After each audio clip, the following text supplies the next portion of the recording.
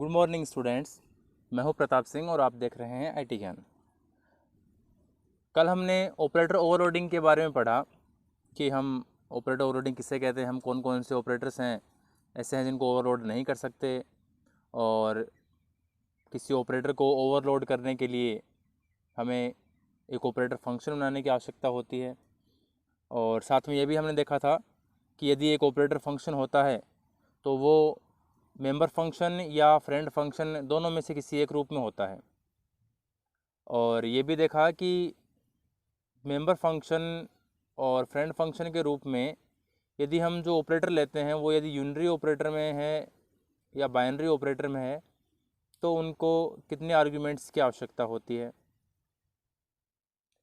तो यहाँ पर हमारे सामने चार बातें निकल के आती हैं कि ऑपरेटर फंक्शन है वो मेंबर फंक्शन या फ्रेंड फंक्शन दो रूप में हो सकता है। जैसे यहाँ पे बताया गया है कि हमारा ऑपरेटर फंक्शन है वो मेंबर फंक्शन या फ्रेंड फंक्शन दोनों में से किसी एक रूप में हो सकता है।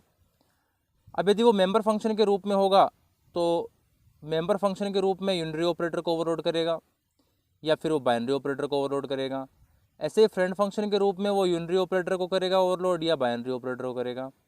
तो यहाँ पर हमारे पास में 1 2 3 चार प्रकार हो गए, और चार ही इसके प्रोग्राम बनाकर हम देखेंगे किस प्रकार से एक ऑपरेटर फंक्शन बनाकर और किसी ऑपरेटर को ओवरलोड किया जाता है।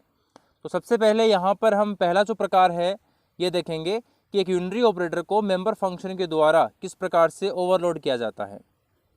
तो हमारा प्रोग्राम शुरू होता है यहाँ से कि मेंबर फंक्शन द्वारा यूनरी ऑपरेटर को ओवरलोड करना।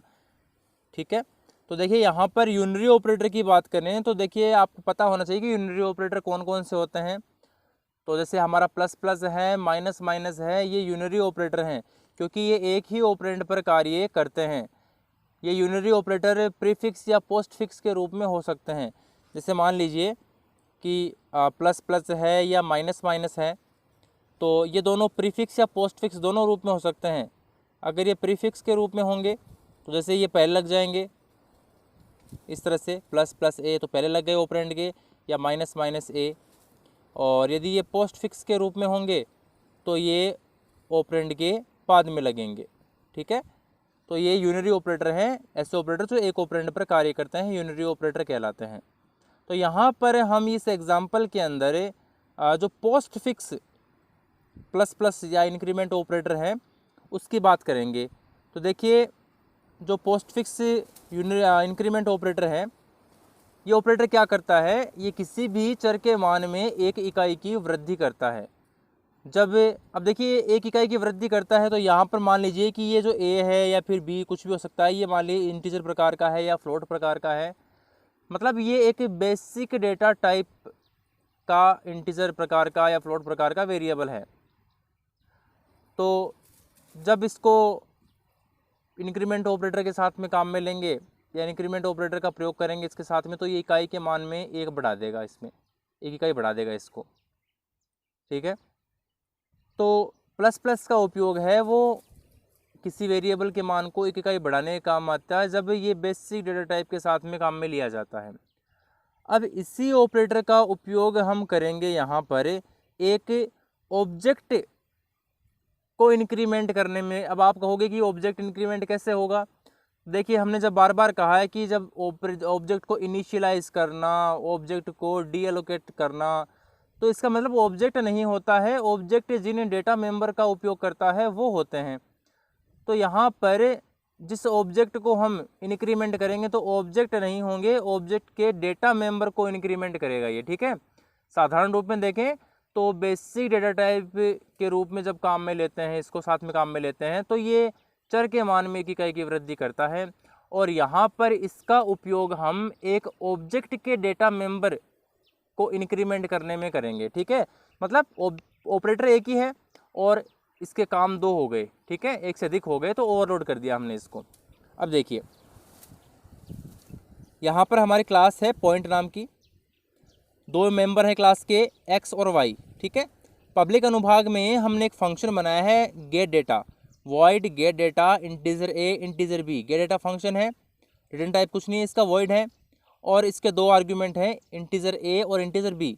ठीक है, जब भी इस फंक्शन को कॉल किया जाता है ऑब्जेक्ट के द्वारा तो दो आर्ग्यूमेंट लेता है ये इंटीजर प्रकार के, एक ए के लिए लेता है और एक बी के लिए लेता है।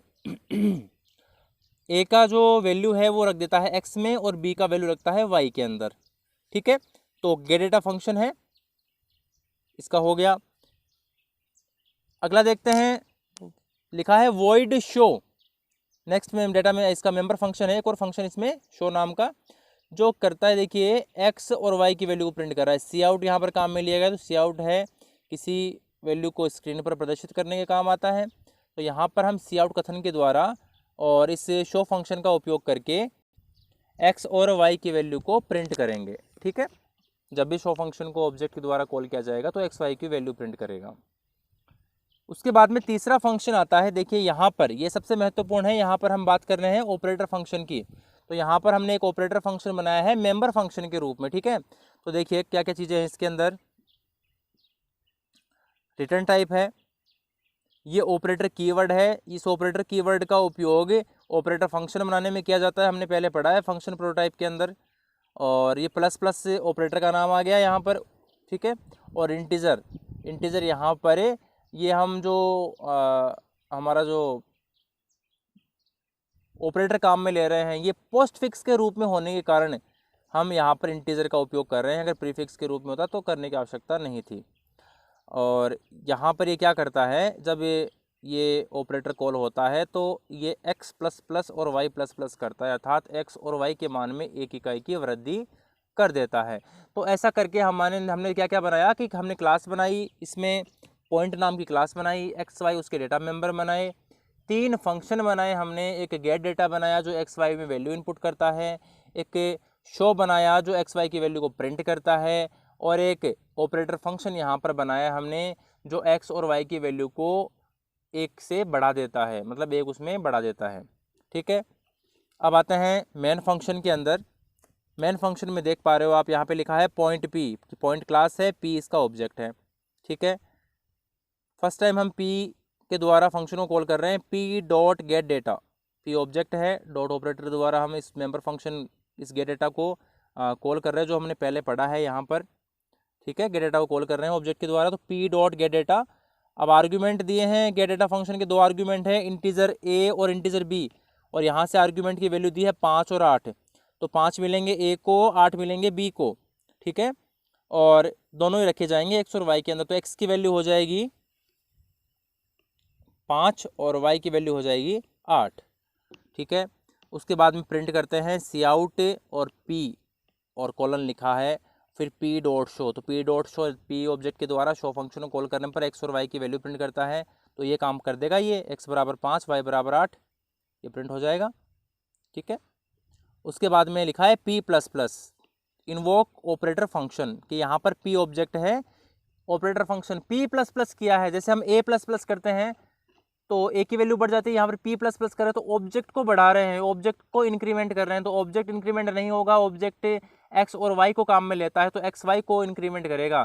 पी प्लस प्लस का मतलब यहाँ पर ये प्लस प्लस नाम का ऑपरेटर फंक्शन कॉल हो गया। ऑपरेटर फंक्शन कॉल होने पर और क्या करता है, x plus plus y plus plus, x की वैल्यू एक बढ़ा देगा और एक वाई की वैल्यू एक से बढ़ा देगा। और उसके बाद में प्रिंट करते हैं सी आउट पी प्लस प्लस, तो आउटपुट में अगला आएगा पी प्लस प्लस। ठीक है, और फिर पी डॉट शो, इस बार पी डॉट शो लिखेंगे तो पी ऑब्जेक्ट के द्वारा शो फंक्शन को कॉल करने पर एक्स और वाई की बढ़ी हुई वैल्यू आएगी। एक्स की वैल्यू एक से बढ़कर हो गई 6 और वाई की वैल्यू हो गई 9।